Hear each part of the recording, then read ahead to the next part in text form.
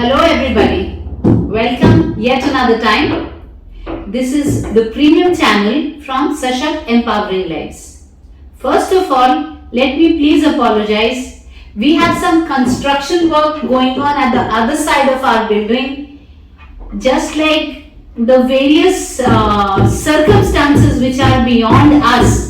Yeah, like our child going to a school and then getting hooked onto the cluster of children walking in the corridor and we cannot do anything about it. Yeah, and he's forgetting the lesson. Yeah, so but then we do find a way and we do teach our kid to concentrate, focus back onto the work at hand. Similarly, I would request all of you to please focus on what I'm going to say today for this, in this talk and this video for this week going out, and please ignore the sound, right?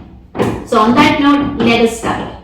So today's topic so we are not doing anything English, math, social science. Of course, all of that is very important.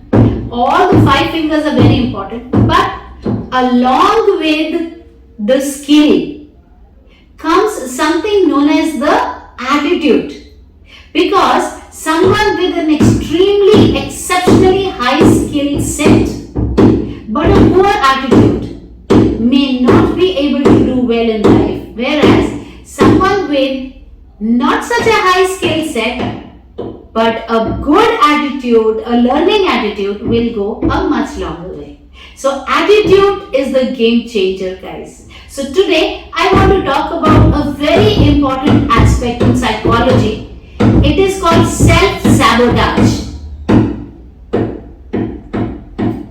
Yeah, it's called self-sabotage. What does it mean? It means that after a point in time, as human beings, what happens is we begin to be less in gratitude. We begin to be, and this is a psychological phenomena that happens to everybody, parents of autistic children included. Unless you keep working at it, you keep dusting it off. Think about it.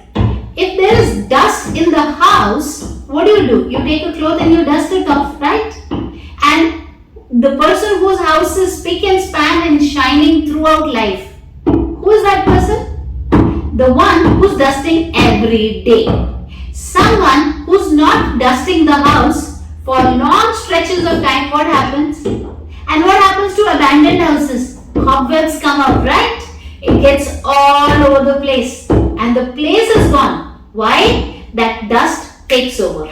Self-sabotage is that dust. Yeah. So why did I choose this topic today? Because it is so rampant in all human beings in the society that you can see a person actually demolishing themselves, doing the act of self-sabotage. And that is what makes me go for this video rather than a technique. I will teach techniques. I'm here for techniques.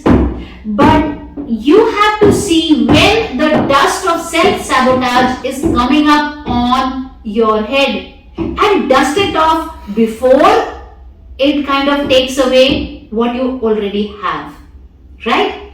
So, just to quote an example, my son was doing phenomenal in step-by-step school, but self-sabotage kicked in.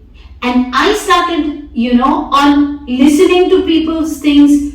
Acha, Somerville they do this. My child's school doesn't do this. Okay, this in this school they do this. I don't think they do this here. Yeah? So comparison without realizing that there are 5 other areas in Somerville where they are not cooperating and children are suffering. I am not looking at those. I am only looking at what somebody said. Oh, no. In Somerville they do this. So step by step is not doing this. It's not a good school. So I started looking for a school. In spite of the fact that my son was getting extraordinary care. The teachers were good. The staff was empathetic. People were understanding.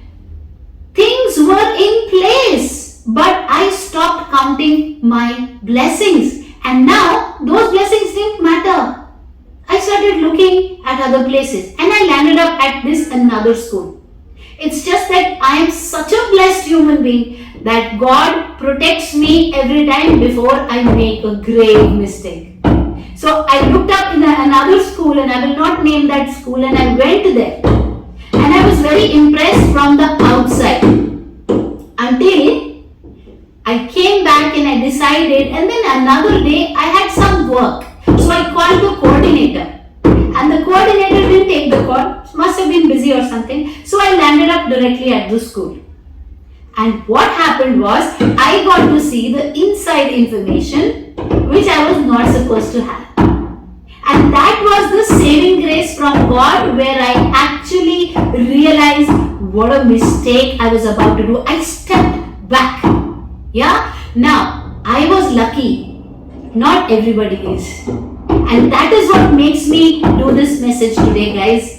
Start introspecting. If you are getting into self-sabotage somewhere with your school, with your child's school, with your child's educator, if you have somewhere started taking for granted the good things that have been bestowed on you, if you have started to take somebody's kindness, generosity and niceness for their weakness, oh, this person is doing this because they can't do without me, yeah?